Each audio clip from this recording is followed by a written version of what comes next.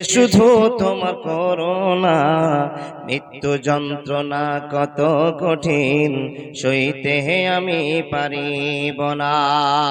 কবরের আযাব কত কঠিন, সইতে আমি পারিব না। মুনকির নাকির আসবে ঘরে, সওয়াল করিতে আমার কাছে। মুনকির নাকির আসবে ঘরে, সওয়াল করিতে আমার কাছে। সে সওয়ালের সঠিক জবাব আমায় ভুলিয়ে দিও না। মৃত্যু যন্ত্রণা কত কঠিন, সইতে আমি পারিব না। কবরের আযাব কত কঠিন, সইতে আমি পারিব না। হে দয়াময় রহিম, চাই যে শুধু তোমার করুণা। কবরের আযাব কত কঠিন, সইতে আমি পারিব না। আধার কবরের আলো জেলে, আধার কবরের আলো জেলে, সাপ বিছু সব দূরে ফেলে আমার লাগি বেহেশ হতে দিও ফুলের বিছানা। কবরের আযাব কত কঠিন, সইতে আমি পারিব না।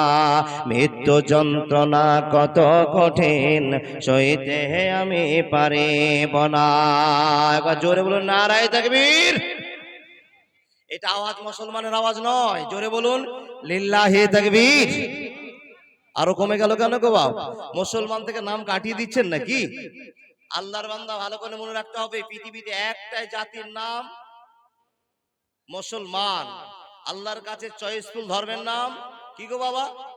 ইসলাম। তাহলে আমরা সব চাইতে ভালো মানুষ, আর ভালো মানুষের ব্যাখ্যা আল্লাহ আমাদের জন্য দিয়েছেন। সব চাইতে উত্তম ধর্মের মানুষ আমরা, আর সব চাইতে ভালো মানুষের নাম মুসলমান। আল্লাহকে আপনাকে ভালোবাসা দেখিয়ে বলতে হবে আল্লাহর প্রশংসাতে আপনি রাজি কিনা। মন খুলে বলুন, অন্তর থেকে বলুন লিল্লাহি তাকবীর। কিষানগঞ্জ পর্যন্ত আপনার আওয়াজ গেল না। এমন আওয়াজ দেন আপনার ভালোবাসার ধ্বনিটা, আওয়াজটা যেন ফিলিস্তিনের মাটি পর্যন্ত পৌঁছায়। কি বলেন? আপনার আওয়াজ ফিলিস্তিনের মাটি পর্যন্ত পৌঁছাবে ইনশাআল্লাহ। পৌঁছাবেন কে? আকাশে বাতাসে যত ফারিস্তা মিশে আছে আপনার কাছে, এই সকল ফারিস্তা দিয়ে আপনার আওয়াজ ফিলিস্তিন পর্যন্ত, আল্লাহর আরশ পর্যন্ত চলে যাবে। জোরে বলুন নারায়ে তাকবীর। হে না মুসলমান, শ্রদ্ধেয় সম্মানিত যোগ্যতম আজকের সভার সভাপতি, দিন প্রিয়, ইসলাম প্রিয়, সুপ্রিয় শ্রোতা মণ্ডলী, পর্দার আড়ালে বসে থাকা অবলা সরলা শিক্ষিতা মা ও বোনেরা, লাখো কোটি শুকরিয়া সে আল্লাহর, যে আল্লাহ মাদ্রাসা কেন্দ্রিক আয়োজিত জালসায় এতগুলো মানুষকে এসে বসবার সুযোগ করে দিয়েছেন। সে আল্লাহর লাখো কোটি শুকরিয়া। বলুন আলহামদুলিল্লাহ। একটু জোরে আলহামদুলিল্লাহ বলুন না। আলহামদুলিল্লাহ। তার পরে পরে তার আখিরে নবী, নবী মুহাম্মদুর রাসূলুল্লাহ পড়ুন সাল্লাল্লাহু আলাইহি ওয়াসাল্লামের প্রতি লাখো কোটি দুরূদ ও সালাম বর্ষিত হোক। আল্লাহুম্মা সাল্লি আলাইহি, আল্লাহুম্মা বারিক আলাইহি। সত্য করে বলবেন তো বাপ, আপনাদের এলাকায় কালী পূজা চলছে তো?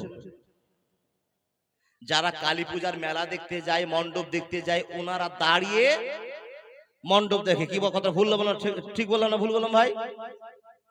যারা মণ্ডপ দেখে, মূর্তিটাকে দেখে, ওনারা দাঁড়িয়ে দাঁড়িয়ে দেখে। তো আমাদের শিষ্টাচার, নিয়ম, আমাদের ভদ্রতা, দাঁড়িয়ে কোরআন হাদিস শোনার নাই। তো আপনারা যারা দাঁড়িয়ে আছেন, কালী পূজা দেখছেন না হাদিস কোরআন শুনছেন? ও আল্লাহর বান্দা, যারা দাঁড়িয়ে আছেন, সর্বপ্রথমে আপনি বড় ভুল করে দাঁড়িয়ে আছেন। বলে কেন ভাই? বলে কোরআন হাদিস অত সস্তা জিনিস নয় যে আপনি দাঁড়িয়ে দাঁড়িয়ে আমলটা করবেন, দাঁড়িয়ে দাঁড়িয়ে শুনবেন। যে আমলটার কথা আপনাকে বলে যায়, একবার যদি আলিফ বলেন, তাহলে আপনার আমল নামার খাতাতে আলিফের বা দাওলাতে 10 নেকি দেওয়া হবে। তাহলে কম বড় আপনার নেকির ব্যাপার আছে? ও দাদা বন্ধু একটু বসুন না প্লিজ, একটু বসুন। ও দাদারা একটু বসে পড়ুন। মাশাআল্লাহ, জাযাকাল্লাহ। যারা উঠার তারা চলে যান, যদি শুনতে মন না হয়, জালসা শুনবো না, তারা আপনি যেতে পারেন।